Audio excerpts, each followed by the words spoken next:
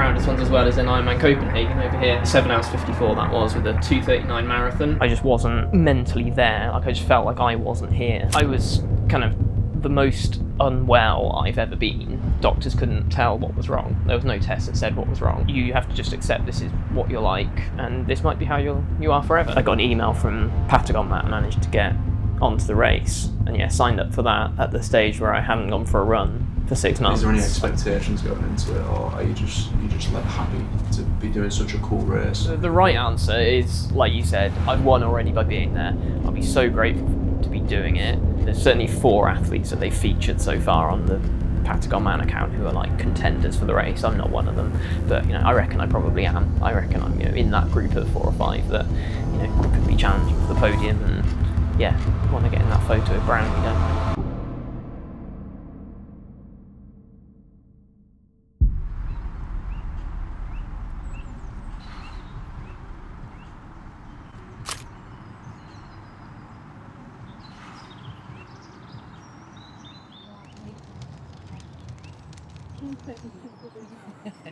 That is one hell of an outfit. I can't actually very well. I've got earplugs in. You have to shout. I'm more rubber than man. Did you not fancy going in no wetsuit or skins? Yeah, skins. I thought you were doing that. What have we got this morning then, Stephen? Bit of cold prep basically. Let's try and do maybe 45 minutes or so. It's 11 degrees in there. Yeah. Expecting the water Patagonman to be sort of 8 to 12. Yeah. So yeah, just getting used to the temperature as much as anything, and all the weird kit that you need that I'm not used to using. I've been down here a few times, about 3 or 4, and then there's some cold water swimming at the outdoor pool in Cheltenham as well. Yeah. So that's a little bit nicer than this, to be honest. This is a bit, I don't know, brown and full of swamp poo. Got to do it. My support crew Henry's here as well. He's going to practice undressing me at the end. So don't know why I'm doing this. I'm going to be brave, see you in a bit.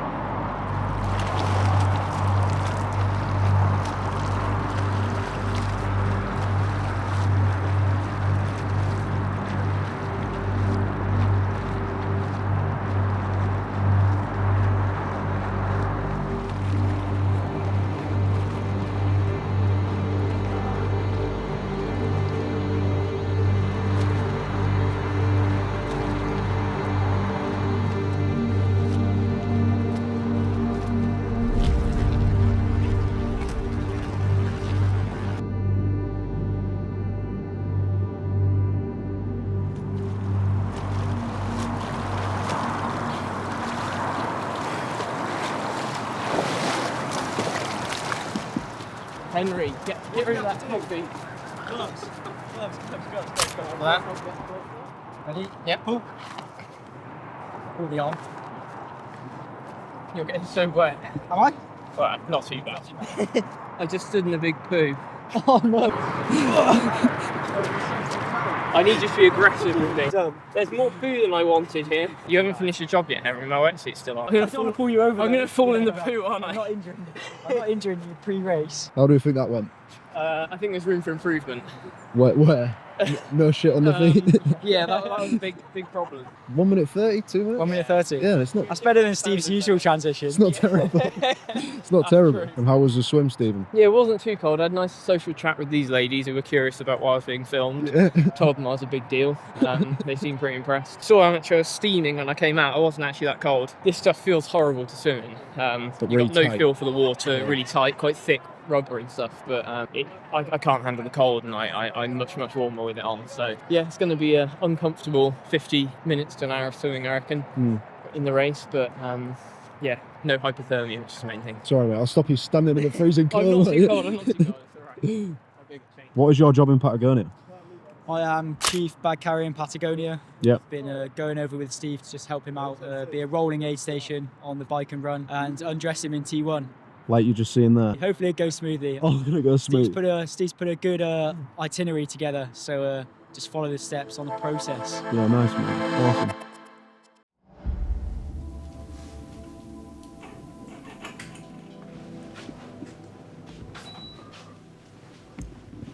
I got into triathlon sort of late compared to a lot of people, about sort of 25. I did sort of a little bit of swimming, a little bit of cycling, not a lot of running when I was growing up, nothing competitive. I always liked working hard through school and uni. That gave you a reward. And I found when you got into the world of work that maybe just like working hard didn't necessarily always give you those rewards. Like it's sort of a bit about who you know and like a bit of luck involved. And I got into triathlon and just loved it because it's the same sort of thing where if you put the work in, you get the rewards, and it really sort of fitted with my personality type. But I heard about Ironman as a event when I was maybe about 12 or 13, like an impossible thing, almost the distance. And Bolton Ironman UK was like, because it was the UK Ironman, that was like the one I wanted to do. I thought that'd be amazing, even if it was in Bolton. It just sounded pretty cool. And so yeah, I sort of built up basically to do that. I did my first half Ironman in 2015 when I was probably 24. Did better in that than I expected. I had like a steel frame road bike and none of the kit, and still like did pretty well. And I sort of looked at the people around me and looked at the time I'd done and sort of thought, well, double the time and add a bit, I could actually be quite competitive at the Ironman. Yeah, went to Bolton hoping to get in the top 3 of my age group, try and qualify for Kona, which I did. I went to Kona pretty much within the first year of having done triathlon. We've got some pictures up there. So still like not looking that aero. Anthony was just saying I'm aero as a brick or something on that, which is probably fair. But, Kona, that was it basically for me. I thought like Kona's the ultimate, I'm done with triathlon, what am I going to do next? I took a year out of triathlon and did some other like funny challenges we were talking about. I did Mont Ventoux 6 times in a day, that sort of thing. Always like looking for the next new thing to do, but although I enjoyed that, like the itch to do triathlon came back, and then I went off to sort of try and do more and more challenging and extreme ones. I did Ironman Wales, then I did an extreme triathlon called the Keltman. Horrible race really, I didn't actually enjoy it, but it was really tough. I think that was the turning point actually, where I was like, actually I don't want to keep finding more and more extreme races, maybe I'll like try and be more competitive, because I was obviously doing quite well to qualify for Kona, but I wasn't like winning any races at that point. So I think that was the turning point where I was like, instead of just doing harder and harder stuff, maybe I'll try and be a bit more competitive. My like living situation became a bit more normal as well at that point. In the first few years triathlon, I didn't even have access to a bike Monday to Friday. I was like living in a rented place in Bristol, so I'd like do 5 hours of biking on the Saturday, 5 hours on the Sunday, not be very good on the Sunday and wonder why. Obviously I was still knackered. Then do nothing except maybe a little bit of running and swimming in the week, and then come home and just try and do as much as I could again on the weekend. And it obviously did all right for me, but I got into a better place, learned a bit more about what I was supposed to do, found like some training partners to train with, and just sort of started to get a little bit more towards the front end of races. I won the overall age group race at Ironman 70.3 Weymouth in 2021. One of my favourite memories in triathlon, because I didn't think that was possible. I didn't ever think I was like a person that could turn up to a race with like 2,500 bikes in transition, and like I would be the quickest person out of all of them. That was mental. After that, I guess my goals went up and my aspirations and expectations went up, and started winning quite a few more races. So I don't know, I've got some of my favourite ones here. Ironman Full in Cork, that was my first full win. I'd done a talk at a primary school a couple of days before I went out there about triathlon and all the things I'd achieved, and the question they all wanted to ask, like, have you actually won a full one? Have you ever won a proper one? They said, and I was like, no, I've not won a proper one. So I had to win that. Yeah, exactly, had to win that one. To prove them school kids wrong.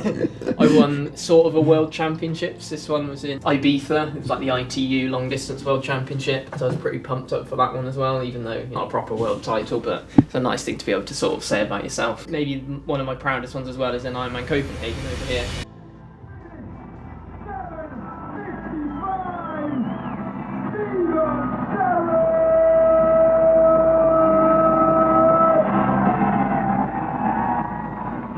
Second fastest time by an age grouper at the time. I think a few people have gone quicker now because obviously the sport just gets faster and faster, but yeah, 7 hours 54 that was, with a 2:39 marathon, and also racing with one of my training partners and friends, Alex, who finished 3rd in that race. So just the whole thing out there was just an amazing experience. And I also won British Middle Distance Championships, which was like a gateway event to get a professional license. So going into this year, that was my plan, was this was going to be my first pro year, and up until December things were going pretty well. In the end, it hasn't quite turned out how I hoped, but making the best of it, and actually it's ended up being a pretty cool year in its own way, just a different one to the one I expected.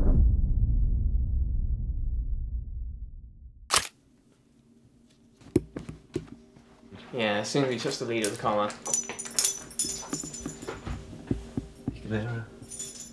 Who's this? There we go. Yeah, let's do it. Let's do it. I've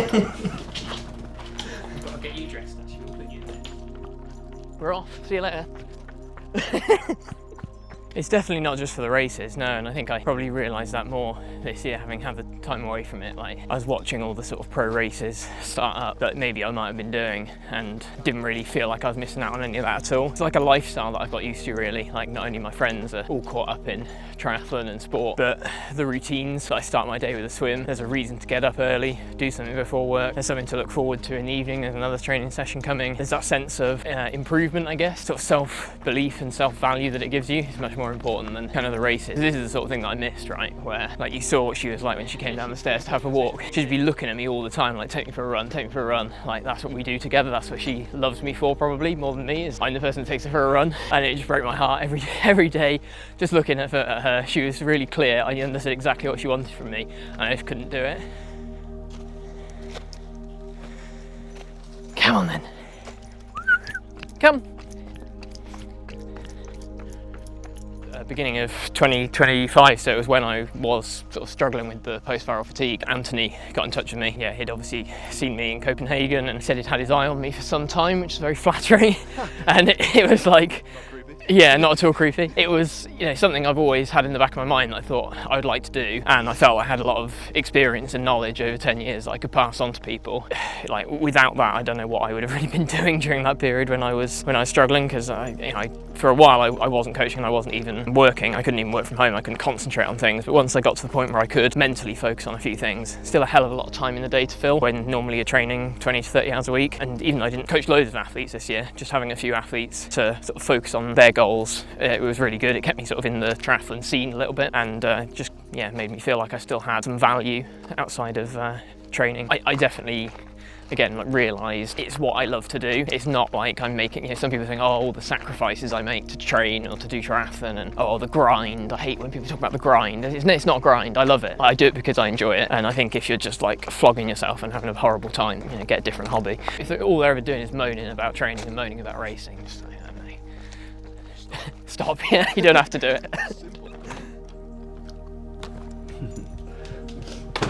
Originally, I was thinking I'd got my pro licence from British Middle Distance, and I was eyeing up maybe doing my first pro race at Challenge Mallorca sort of late that year, so that I'll make my pro debut, see what it's all about. I got ill off my girlfriend, who's a teacher, so everyone gets ill in September in school, so I was like, oh, okay, you know, let it go, have a big winter and then sort of pro season next year. And I'd lined up all the races I was going to do, and then I got another illness, another virus, in sort of early December. I'd had a sort of reaction to a virus 3 years ago. It had taught me to be quite cautious coming back from viruses, so I feel like I sort of was sensible and did what I thought were all the right things. Sort of rested, didn't try to get back into training too quickly. I had about three and a half weeks off training over the Christmas period. Then when I tried to get back, it was just a complete like rejection from my body. So the first thing I tried to do was a swim. I did 50 meters, 2 lengths, and I just felt awful, like I just had to get out. I had to get out. Barely managed to drive home, and then I was in bed for like the next 24 hours. I can't remember, like basically all of that day and then all through the night, just like it was just a write-off. I was just like felt completely drained. Basically what it turned out to be was another sort of post-viral fatigue condition. It's a bit of a vague catch-all term. I think they call it a dump diagnosis, where kind of there's no clinical diagnosis. They can't do a blood test and say, oh, you've got that, but if you're presenting certain symptoms, that's what they sort of catch you up with. It was a really debilitating sort of condition, and I don't want to overplay how bad it was, because now looking back on it, I know it only lasted about 6 months, and I've gone on to have quite a good year in a lot of other ways. Not the year I had planned, but still a really like happy, good year. But also I don't want to underplay how bad it was when you go through something and you don't know if you're ever going to get better. You know, when you hear about a fatigue condition, it is hard to imagine it if you haven't been through it. You hear fatigue, you think, oh, yeah, tired, everyone gets tired, you're just like extra tired. And yeah, there was tiredness, that was one symptom. It was hard to keep my eyes open, but sort of brain fog was another major thing, where I just couldn't concentrate on anything. Like I couldn't watch a half-hour TV program, I just couldn't concentrate on it. I wouldn't fall asleep during it. It was just that it was pointless having it on because I couldn't engage with it. I just wasn't mentally there. Like I just felt like I wasn't here. Muscle weakness as well. So when I went to the doctors the first time to sort of have some blood tests to just see if they could find anything wrong with me, I couldn't walk in from the car park into the doctor's surgery. It was like an old chap offered me a Zimmer frame to help me get into the doctor's surgery. It was very nice of him, but it didn't make me feel a lot better. So like, Jesus, I've fallen a long way quite quickly. And then in the middle of that appointment with the doctor, I just fainted. I was kind of the most unwell I've ever been. Doctors couldn't tell what was wrong. There was no test that said what was wrong. So they just give you this diagnosis, ME or post-viral fatigue or chronic fatigue. You have to just accept this is what you're like, and this might be how you are forever. There's nothing we can do for you. There is no treatment. Just sort of adapt your life to deal with this. Yeah, it would have been 5 months from roaring across the finish line to offered a Zimmer frame to walk in from a car park to a doctor's surgery. If I could have been told, you're going to be really ill for 6 months, you're not going to be able to work for 3 months, drive for 5 months, leave the house for 2 months, exercise for 6 months. That's what happened. If they could have told me that at the start, it's absolutely fine. The uncertainty of not knowing what's wrong with you, not having anything you can do yourself to make yourself better, mentally that was what was so difficult to deal with at the time. And say for people who are still going through that, for whom it's been going on for years, not knowing is the worst thing. So authentic, so real. It's nearly there. Tell me when you're ready. And action.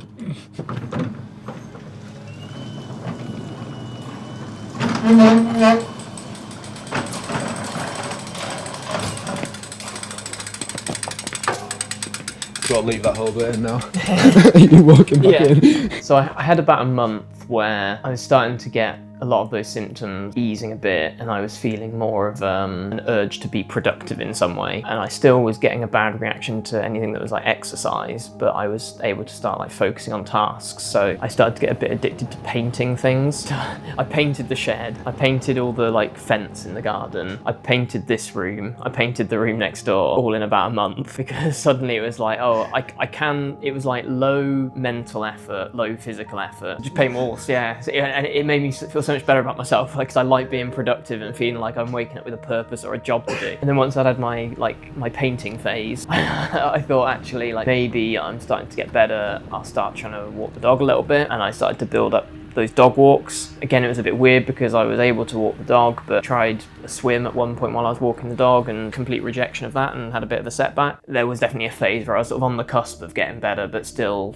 like no exercise at all. Then there was one time I felt I had the mental tools for it, and I thought, all right, I'm just going to go swim maybe like 100 meters or something, but I was like really slow about it. I was really controlled about it. I got in the water, rather than start swimming straight away, I just spent like 5 minutes just like trying to be relaxed in the water and not stressed about it, not anxious about, oh, is this going to make me really ill again? Because that was always my feeling when I got in the water. It was just like triggering this anxiety about it. And I managed to get through that swim. I decided I needed to like do some positive reinforcement, so I ate a massive like piece of cake afterwards. I probably burnt like 10 calories and ate about 500 calories, but like I was like, right, this is going to be my new routine. I'm going to try and go to the pool a couple of times a week, and I'm just going to do a ridiculously small number of lengths and eat a massive cake and this is going to be my route to getting better. So yeah, like the cake regime seemed to work a little bit, and I started doing a few small bike rides as well. It was weird, like the turbo trainer, I thought, oh, 5 minutes on the turbo trainer, that might be quite good as a sort of, because you're not going to get stuck away from home having an issue, you can just get off any time. But again, my brain, for whatever reason, was like rejecting the turbo train. I felt awful within seconds of starting that. Whereas I could sort of spin easily outside to like get to medical appointments and things. I could do sort of 10 minutes of easy cycling outside to get to an appointment. If I tried to do 5 minutes of equally easy, like you can watch it, you can see your watts. I was doing like 50 watts or something, and I was seizing up, and it was like horrible. Weird stuff, but I was sort of starting to get a feel of what were the things that were triggering symptoms and which things weren't, gradually building up the things that weren't. Yeah, over time it just started getting to the point where, yeah, I can do a little bit of cycling for half an hour. I can build these swims and cake sessions a little bit more. I would start like just jogging for 30 seconds on the dog walks. So I didn't go out for a run for ages, even after I started to feel better, but I just started to do, I guess it was a natural way of doing walk run, but it was very walk heavy. But even if I could just throw a few bits of jogging in, it's like, oh, okay, so I can run. I don't know when there was like a moment as such. I do remember there was I did a 40-minute ride, about half of what we did today actually on that same route. I got back from that and I was like, yeah, I've got no symptoms. Like I'm a bit tired, but like it was like a good fatigue. Like the fatigue I would now get after like a 6-hour ride, I was getting after a 40-minute ride, but it was like that nice fatigue after you've done some exercise, and it's like something to respond to. And that same day I got an email from Patagonman and said main ballot had already happened. It was like, this is your last chance. It's like the second ballot. Like, do you want to get in? It was probably a bit silly at the time, but I was like, no, I reckon I'm getting better. Yeah, I've done a 40-minute ride, so here we go. Yeah, Ironman time. And it was like, well, this race is 6 months away. I reckon I'm going to get better. I didn't think it would take me that long to get fit enough to finish a race. Like now we're here, I'm sort of fit enough to start talking about competing there, but at that time it was just, I think I could get fit enough to complete it. So yeah, I got in touch with them and managed to get onto the race. And yeah, signed up for that at the stage where I hadn't gone for a run for 6 months. Yeah, my longest ride was about 40 minutes, my longest swim about 400 meters. But, you know, I just felt instinctively like I was on the path. And having that goal all year has been really helpful ever since, because it's not the sort of race where I need to be of a certain standard. I could completely take the pressure off, much more of an adventure and an experience and something to do with like your friends to go out with you. It's been a fun thing to just be imagining for the last 6 months really. Yeah, awesome.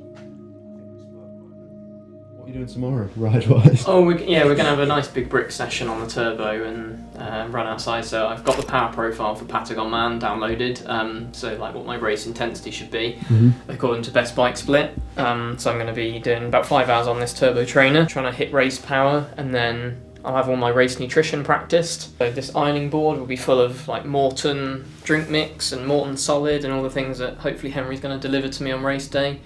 And then I'll be off onto like a trail run for 1.5 to 2 hours, carrying my sort of hydration and nutrition with me, all basically trying to simulate and practice what race day will look like, because 3 weeks tomorrow, I think that's like my last chance to really have a huge session. So yeah, it'd be a nice sort of 6.5, 7 hour day. Big day tomorrow. It's one I've always wanted to do. I did Keltman, that other extreme triathlon. Didn't really enjoy it very much, so I don't know why I'm doing another one, but I like the idea of these kind of like unusual races where it's not just about time, it's about going to like an interesting place, challenging yourself in a slightly different way. It sort of scares me but excites me because it's not just a normal swim, and to sort of use all the different thermal kit that you saw me in earlier is all quite fun. Like it's just been a completely different challenge. I wouldn't normally be doing cold water swimming in middle, late November. I do enjoy testing myself in different ways, and the bike is a standard iron distance bike, but it's pretty hilly, over 2,500 meters of climbing, and it's net elevation gain, so you don't come down as far as you go up. Point to point race as well, so there's no aid stations. You start kind of here on the map and you end here on the map, and then the run is sort of a trail marathon, about 1,000 meters of climbing on that as well. It's going to be a tough day. In my head it's not going to be that bad because it's not a race where you can go full gas, like try and go as fast as possible. It's a day to pace yourself and endure, and I'm good at like endurance. My background is more endurance than speed really. Is there any expectations going into it, or are you just like happy to be doing such a cool race? Yeah, there's an honest answer and there's a real answer. The right answer is, like you said, I've won already by being there. I'll be so grateful to be doing it, and I'm also grateful to be at the point where I can do it and not be thinking I'm gonna have to really hold myself back. I can actually go there and race it. The fact that I can now go there and race it though means in your head you start going, it'd be nice to get on the podium. And that's probably like the realistic answer. Is I think there's certainly 4 athletes that they've featured so far on the Patagonman account who are like contenders for the race. I'm not one of them, but I reckon I probably am. I reckon I'm in that group of 4 or 5 that could be challenging for the podium, and yeah, want to get in that photo with Brownlee, don't I?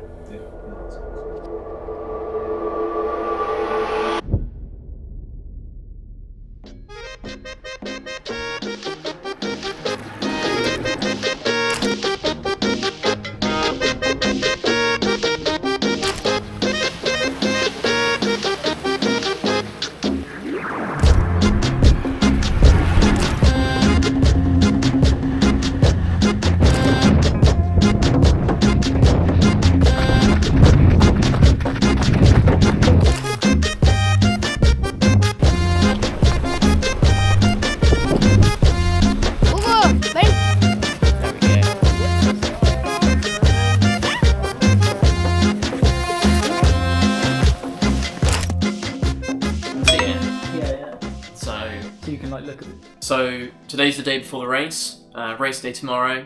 Getting pretty excited now, pretty nervous. We've been here for a week now, and we've done, a little bit of everything. We've been doing a bit of open water swimming, or I have. You haven't risked it in the cold at all. Biked about half the course, some of the more windy and hilly sections, and also been for a few runs. So yeah, feeling pretty tapered, pretty fresh, and and ready to go. All the people have been really friendly, really excited about the race going on. We had the social swim at the fjord near to the swim location, which was quite a lot colder. It was really sort of stunning location. Loads of people came out to support it. We had like a bus of local school kids came along who kind of wanted autographs from everyone, which was fun to see how much they were like getting into the race. In terms of running, me and Henry ran the first sort of 6k, I think it was, of the run course, which is the most kind of off-road technical trail section. Quite a few gates we had to kind of clamber over. Wasn't totally sure if we were on the right track, so glad we did that because it wasn't the easiest bit to navigate. Really steep, pretty off-road, quite sandy. Glad it's not all going to be like that, but I think now I've seen it, I'm feeling pretty comfortable. And again, like the scenery there was just absolutely amazing. How are you feeling going into the race tomorrow?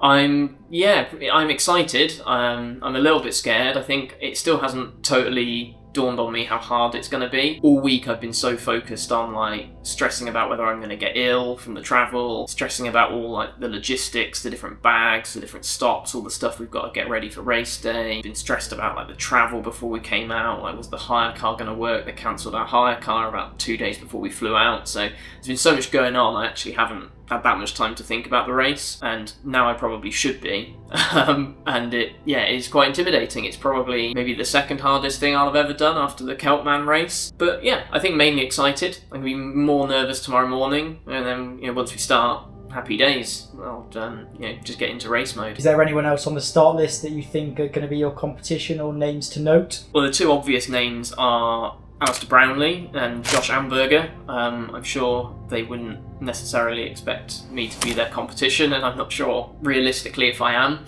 but they're the two professionals on the start list, so they're clearly going to be right up there and almost certainly going to be kind of leading the race for a good section. If I am to compete with them, I think my run is the bit that is the best chance, so I'll probably be trying to chase them down, which is always more fun in a way than sort of worrying and looking over your shoulder. So I'm hoping to get into T2 maybe without a completely crazy gap to them, and then give it full beans on the run and see if I can reduce the gap at all. Even if I can't, it would be fun to just sort of feel like I'm chasing those guys a bit and feel like I'm in a race. What is your goal for the race? I still think it's to finish in the top 3. I want to get that podium photo with Josh and Alistair. And then whether I can compete with those two or not, I think that's probably more on how their training has been going than on mine. I think those guys' best is going to be better than my best. I'm sure they're mainly here for the fun and the adventure, not taking it as seriously as me probably. So yeah, then an outside chance I might be able to push them a bit. We'll see.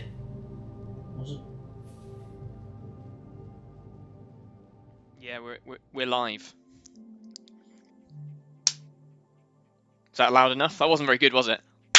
Starting straight off in the morning with the swim on the boat, that's quite a crazy start to a triathlon. Yeah, so we get down to like the port, and there's a big car ferry. It's dark, it's 3 in the morning. It's quite a surreal feeling. I was expecting it to be absolutely freezing, but it wasn't too bad compared to what it might have been. We get onto this boat, it takes maybe 45 minutes for the ferry to get out into the water. It starts to get a little bit cold at that point because you're getting the wind off the sea, so I was huddling in a doorway trying to keep warm. It's funny how everyone does different things on the boat, so some people have got like way too much nervous energy. They're all like dancing and high-fiving and doing press-ups, and some people are like just having a sleep, like literally asleep, lying on the ferry floor with their tow float as a pillow. And then there's a few people like me who are just sort of nervous and sort of looking around, sort of waiting for the big day ahead. But yeah, it was exciting. I found Alistair and Josh, who I knew were going to be like the main competition, and jumped off behind them so that I swam to the start line with them and knew where they were at the start line. And yeah, when the ferry went, I decided to try and hang on to Alistair's feet rather than Josh, because I know Josh is like one of the best swimmers in triathlon, whereas Alistair hadn't been doing as much swimming, so I thought I might be able to keep up with him. As it turned out, Alistair really hadn't been doing much swimming at all, and after a minute I realised it was a bit too easy and I had to go in front of him, which felt a bit strange. By that point Josh had gone, so I was completely on my own for the whole swim really. Josh was like miles ahead of me, everyone else was quite a long way behind, so yeah, it was actually a really sort of relaxed, peaceful swim. I was pretty excited that I was ahead of Alistair. That was quite cool. I don't know if you remember when we were at the lake, Anthony shouted out, he was like pretending, Alistair's 2 minutes up the road. Is that all transition? And I said, oh yeah, I'd definitely take that. So actually Alistair was 6 minutes behind me, so yeah, it was a lot better than I expected as a start, so yeah, dead excited. Did Henry do his job well in transition? That's the question a lot of people have.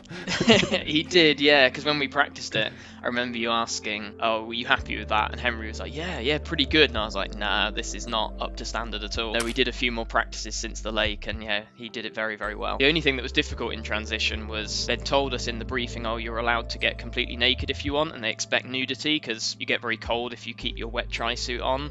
And then they had the Instagram live camera on me the whole time in transition, so I couldn't get naked because like I was going to be broadcasting live to Instagram.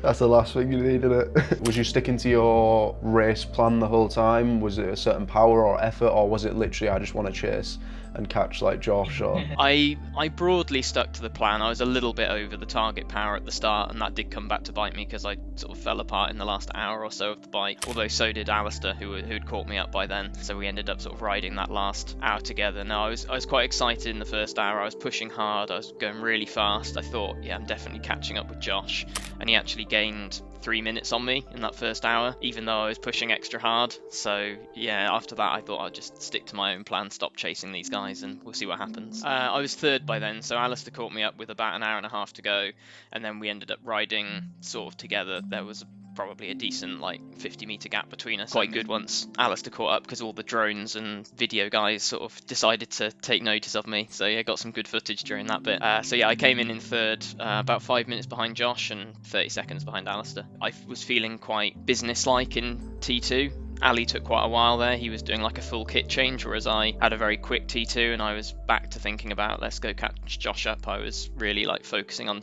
trying to go for the win at that point. Coming out of T2 onto that run, was there a moment where you thought like this is mine, I'm gonna win it?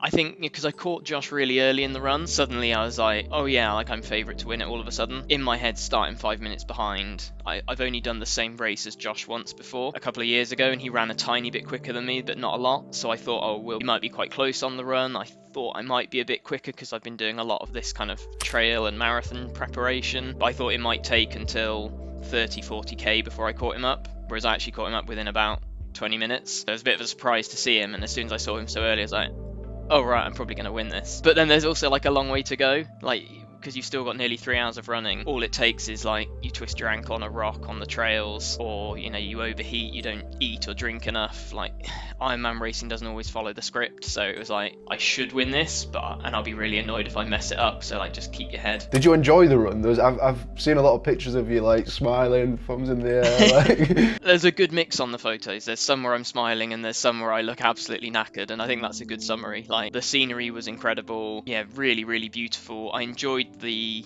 hilly parts actually more than the flat parts. I enjoyed the variety of that, using different muscles. Every time you went up a hill you got a different view, and yeah, there were definitely bits where I was loving it, and there were also bits where I'd got a bit thirsty, a bit too hot, my legs were starting to hurt.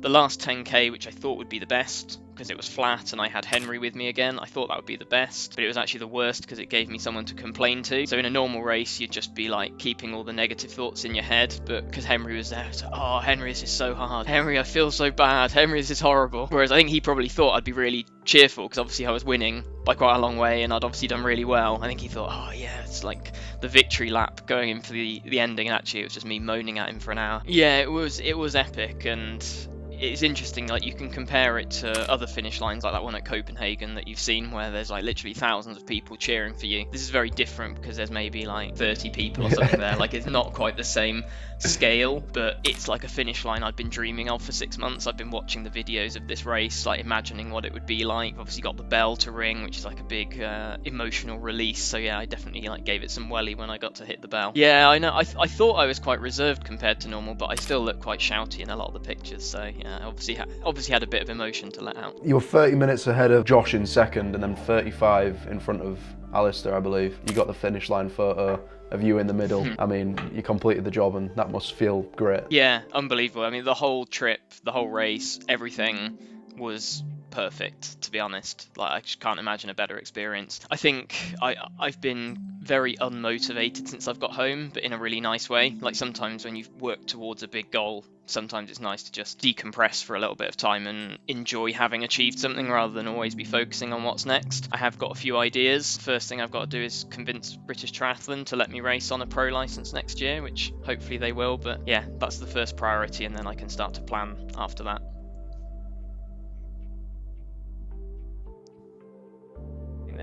There's certainly 4 athletes that they've featured so far on the Patagonman account who are like contenders for the race. I'm not one of them, but you know, I reckon I probably am. I reckon I'm, you know, in that group of 4 or 5 that, you know, could be challenging for the podium, and yeah, want to get in that photo with Brownlee, don't I? I didn't think that had worked. There we go.